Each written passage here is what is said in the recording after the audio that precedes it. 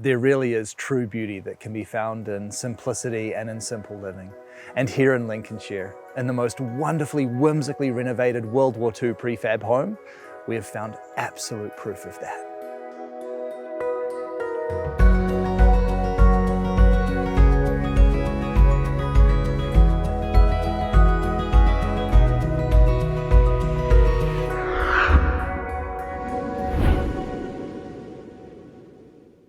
Hey John, it's great to meet you, mate. Bryce, right, nice to meet you. This place is absolutely spectacular. Look at this. Oh, you're very kind. It's just something that we've been working on for about 5 years now, and we've finally, I think, finished, but there's always something to do, isn't there? Yeah, this house looks like it has jumped from the pages of a storybook. Yeah, it's been referred to as Goldilocks house, actually. You'll find some free bears inside, but it's just a prefab house. It was basically derelict when we got here, and I've just completely changed it. It's clad it in larch, put new windows in. I mean, a lot of the stuff was free. The windows, they cost me about 500 quid, so they were the most expensive thing in the house, which is impressive when you have a look inside, I think. And we managed to find windows that fit the holes exactly. I don't know how, but we did it. And this old window here we just found at a jumble sale. I think it was about £2, put it in, and I just transformed the whole place. Yeah, and this is a World War II era prefab as well, wasn't it? Yeah, it's a wall prefab. It's basically a concrete structure with a metal frame, and it had metal windows that were heavy as well. But they had to go because they're all single glazing, but it's completely different now. Yeah, and I've got lots of questions about the house, but first I just have to talk about the gardens, because what you've done here is absolutely magical. Yeah, I like it outside. Mainly my wife's thing, the outside, I'll be honest with you. She did the stone circle around the trees. We've done these circular beds. These actually represent a circle and the sun and the moon, but and a kind of, you have to look from above to see it. I did all the woodwork on the veranda.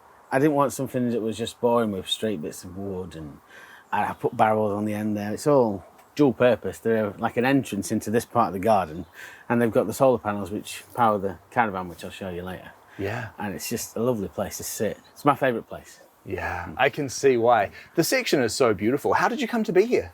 Well, we started off in Devon. We bought a bit of land in Devon. We built a horse box to camp in, and we were going to hide in the woods, basically, and it just wasn't going to happen. We needed somewhere that got either planning permission or a residential status, because we didn't want the fight, really. So fair enough. This is where we stayed. Yeah. So you've got the main house here, but then you've also got the caravan on site. Yes, the caravan started off in my old house, actually. We were going to live in it, in the land in Devon, as well as the horse box. That's our bedroom, the caravan. We've got 2 bedrooms in here. One we turned into a pantry, and one we kind of reserve for my daughter when she comes. We spend most of our time in the caravan, and then it's just basically a big cupboard. So we do wash and get cooking and stuff in there, but that's where we live. You'll see the bedroom in there. So it's still kind of like you're camping in the woods here then? Yeah, a little bit, yeah. When we bought the place, it was derelict. Right. We had the caravan, but it wasn't finished. So we were kind of living here with nothing. No water, no electric. And it took about a year before we got the solar power in. So we were just bringing bottles of water from the spring. There's a spring not far away, and it's called Cypher Spring, and it's the clearest water you've ever seen. It's fantastic. So we've lived with nothing here, and we cooked outside and went to bed when it was dark. Wow. And you're totally off-grid here as well, aren't you? Yeah. The owner of this land had built a house not far away from here and took all the services from this house to build his house. Right. So this is nothing. Absolutely nothing. It had the bare bones. It had all the electric wiring in. And weirdly, I thought we'd have to rewire the whole thing. But I set up the solar panels, put the power in, connected it to the old electric box. Lights. It was brilliant. Yeah. None of the plug sockets needed changing, although I've moved a few. Everything worked. It was fantastic. I've used a lot of the pipe work from the water as well. So I've basically took out the main connection and reconnected it to the water tank. Great, and just collecting off the roof? Yeah, it's all water, all rainwater. We've got a 5,000 litre tank. Yeah. The hardest thing about the water is watering the garden when it's dry, because we're only on IBC tanks on every roof we can get, and there's still not quite enough to water the whole garden because it's a big space. It is a big space. Yeah. And I see that you're growing a lot of veg here as well. Yeah, there's a lot of courgettes. I think there's a couple of marrows in there now. Lots of fruit trees. We've got tomatoes in the back, strawberries, raspberries, gooseberries, all sorts. And are those very whimsical chicken coops I see over there? They are, yes. They're all hand-built. We had 7 chickens and a cockerel in the morning. In fact, you don't even need an alarm clock here. You wake up with a cockerel and you go sleep with a dog. They look after themselves when they wander around the garden and they go take themselves to bed. It's great. Yeah. And them little ladders are supposed to deter foxes because they're like wobbly. So when the fox goes up and they can't, supposedly. We've never had a problem with a fox, but I've never seen him try and climb the steps yet. There just in case then. Brilliant. Yeah. And I just love the way that you've restored this house. Can you talk to me about the process of renovating this and what that was like? Yeah, it was hard work. Yeah, I bet. The hardest bit was getting the windows out because the whole frame is metal and they were riveted and welded in the frames of the windows, so I had to chop them out, grind them out, managed to get the windows out and put the windows in. And then the latch thing was quite easy. We put lats in because it's a corrugated concrete structure. So in the recesses, I put a plank of wood, fastened it to the metal frame, and then I put the latch on. Great. So it's quite simple. The reason I've chosen larch is because it's rot proof, it's supposed to deter woodworm, and it's quite lightweight as well. Yeah, brilliant. And this renovation obviously hasn't put you off of projects because I can see another one getting started just over there. Yeah, I can't not do anything. I mean, that, to be fair, is, I don't know if you've seen, we've got an old compost toilet that just won't die. Right. We built it for Devon. It's been to Devon, it's been to Yorkshire, and it's just still there, still standing. But that was to replace that I was going to have a bit of an outside bathroom type place, but also a bed in so someone can stay in if they wanted to in the corner. So that's the idea of that one. Brilliant. And what size is your home here? I would say 30 long by 20 wide, really, roughly. Yep. And out the back of the home, you've got this fantastic conservatory extension. Yeah, it's basically a greenhouse. It's made from an old wooden conservatory, and I've clad that with chicken wire and lime-created the whole thing. We've got a grapevine in there, which I've made some wine from. I'll give you a taste of that. Oh, yes, please. Fantastic. Well, from the outside, I'm just already completely enamored with this house. Your gardens are next level and they are just so beautiful, creating the perfect stage for this home.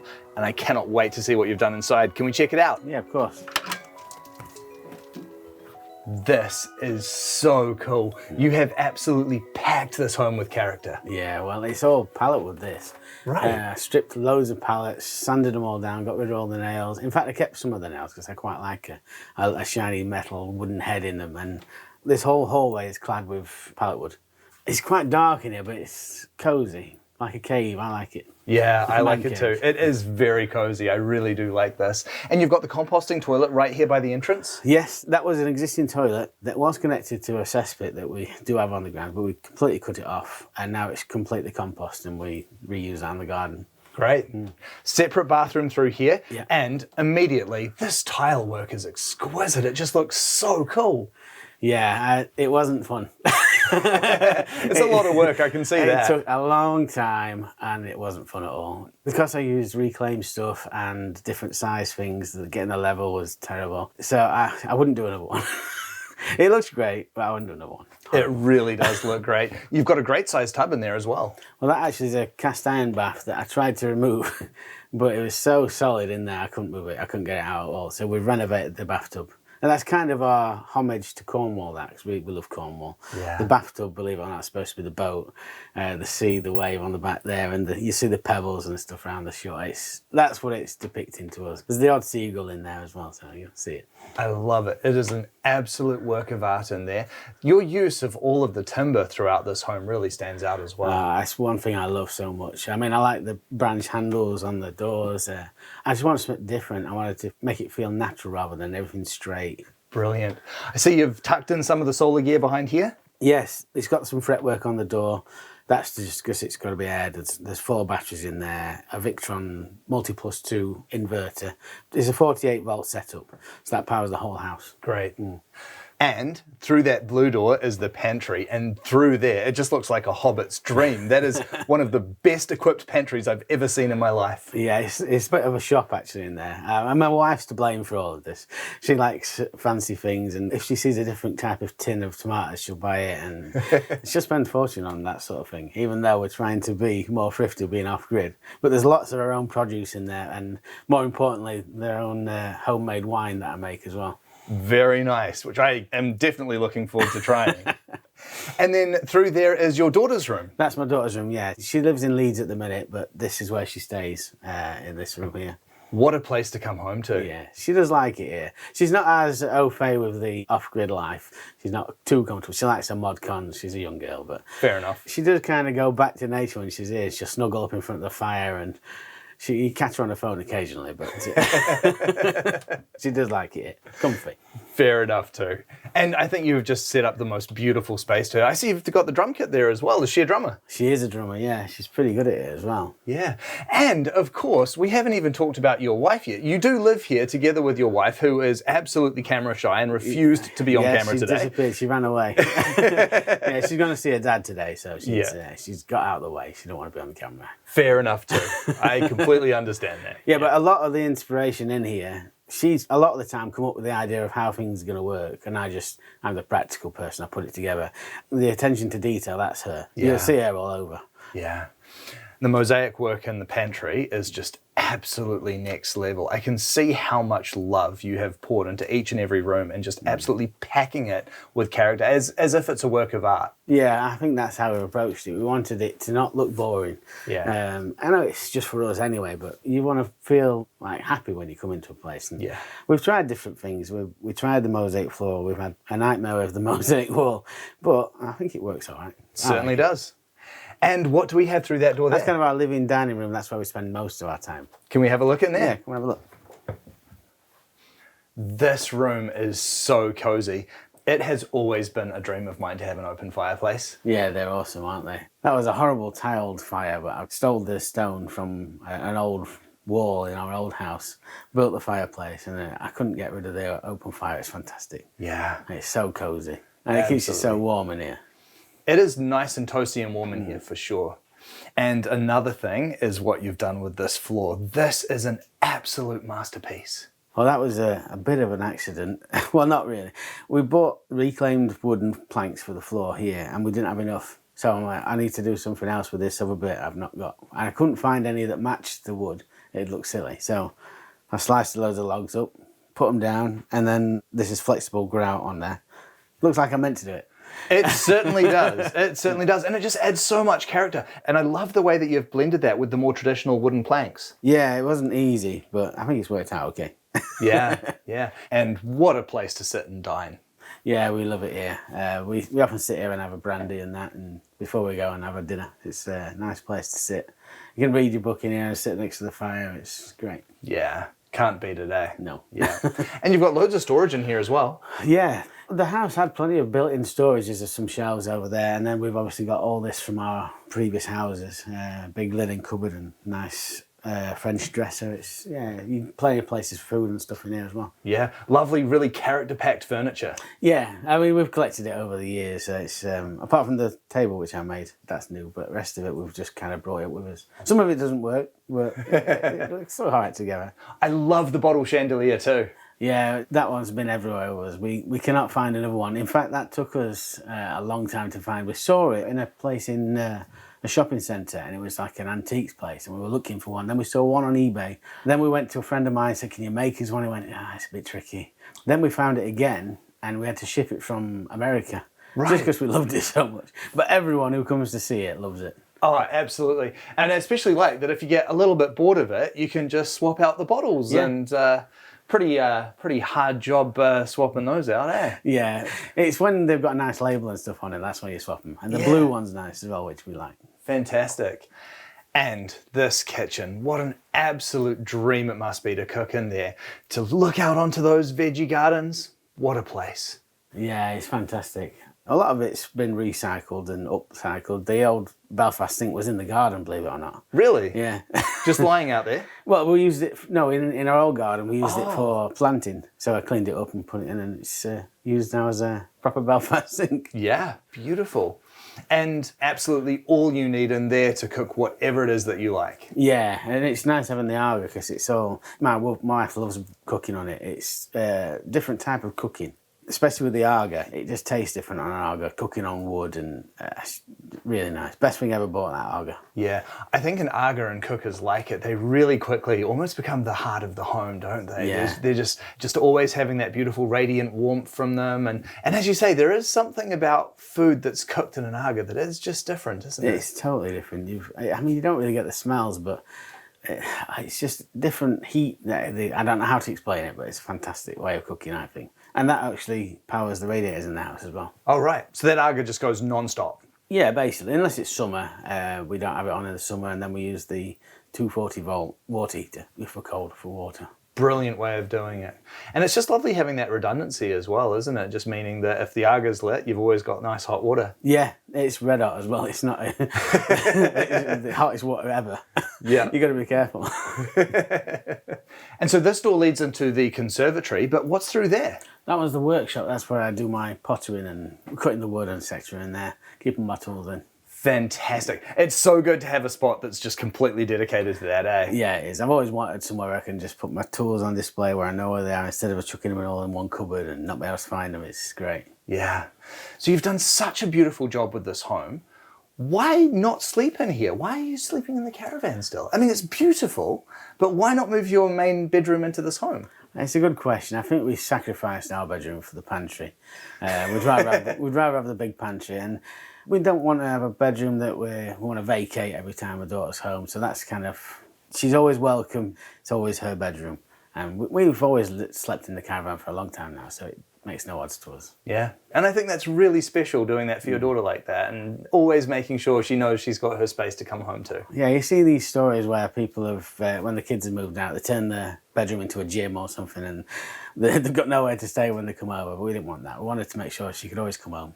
Yeah. She's always welcome with us. That's lovely. This is such a beautiful character-filled home. What's it like living here? I love it. You've got to slow yourself down a bit. Everything takes longer than it normally would. You can't just flick a switch and your kettle's on. Although in the summer we've got an induction hob that you can just put your kettle on. But in the winter, things are very slow. So say you've not got your Aga on, you've got to come and lay your Aga. Wait about half an hour to an hour for your kettle to boil, which I don't mind. It's kind of the process of it. You can sit there in front of it while it's warming up and then have your drink, and everything's slower. I love it. Yeah. I can see that this home was truly a labour of love. And to that end, what you've created here is a place that's like nothing else. I mean, you walk into this home and you can tell that this is a place that is very special, where you have really absolutely poured your hearts and souls into this place. Yeah, I've really enjoyed doing it. In fact, that's the problem now. It's finished. I want to do something else, which is why I started the caravan outside, like we mentioned before. I think there's the problem in myself that I want to keep doing it. I like creating. Yeah. And when you started this project, had you had much experience doing this sort of thing? No, not really. I kind of self-taught. I bought a horse box back when I was going to live on my land in Devon, and I bought it ready done. It was all finished. It had solar power in. It was made, got beds and everything. And then when we got it back, it was all rotten. I had to take everything out. I took all the solar out, but meticulously, so I know how it went back in. So that's kind of how I learned how the solar system worked. And then I built all the walls. Then I had to put the water in. I'd got some friends who were plumbers, asked them to come and help me. They didn't turn up. So I ended up finding out how to do plumbing, and it kind of all self-taught over a few years. I mean, when I met my wife, I couldn't even put a shelf up. The first thing I put up for her was a picture, and I went straight through her pipe and split the water was spurting everywhere, and I was ringing up her brother-in-law and saying, I don't know what to do, and water everywhere. But now I'm quite au fait with things. I got electrics and all sorts now. It's quite uncanny how far I've come as a person just trying it. Yeah. Well, they always say the best way to learn something is by doing it, right? Yeah, definitely. I love working with wood and the naturalness. I love trees. I wanted to feel like we were outside in, so that's why there's a lot of branches and a lot of woodwork in here. It feels special. Because in the morning you can be woken up by the cockerel crowing, you'll hear an owl, and then you'll step outside and you'll see the bats flying about, and there's not a noise in place at all. And then all of a sudden the dawn chorus will come in and it's alive with birds. It's breathtaking, really. And can we talk about the cost that was involved in renovating and restoring this home? Well, it's difficult to put an amount on it because we did it over the space of 3 or 4 years. I suppose one of the most expensive things were the windows, which I mentioned, and the limecrete that's done a lot of the work in here and the floor. But yeah, I don't know, 20,000 maybe. But if you go for, I'm not even counting the solar system, the solar power, probably 10, so maybe 30, 40 roughly. But Yeah. I'm only guessing. Yeah, so 20 or 30, obviously plus the purchase of the original land and everything. Yeah.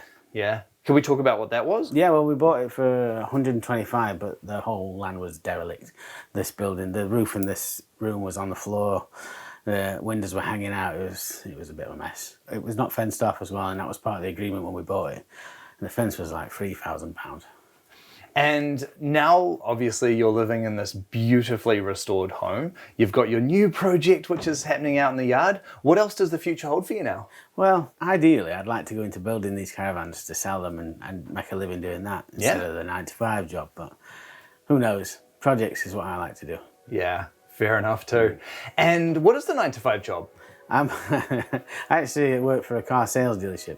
Really? Yeah, I'm the operationals director there. Wow. Yeah. But it was mainly to support my daughter when she was at uni. Because when we got this place, our bills went to virtually zero. But then we wanted to make sure she'd got enough money to live in Leeds. So we started working and then sending her the money. You are an amazing father. Tell her to say that. I will. I'm sure she knows it too. Yeah. Wow. John, this is an absolutely magical place that you've created. The gardens are absolutely incredible. And this home, it is just like being in a work of art. You have done a truly wonderful job with this place. Thank you so much for sharing it with me. Pleasure. I am so completely enamored with what John and his wife have created here. This home is so beautiful. The gardens are absolutely enchanting, and I love the way that they have stripped their life back to the most beautiful essence of everything. Here they live affordably, they live simply, but they live absolutely beautifully with exquisite gardens and a well-stocked pantry and home-brewed wine. And now, sitting here by this lovely open fire, I can truly appreciate everything that they've created. Delicious.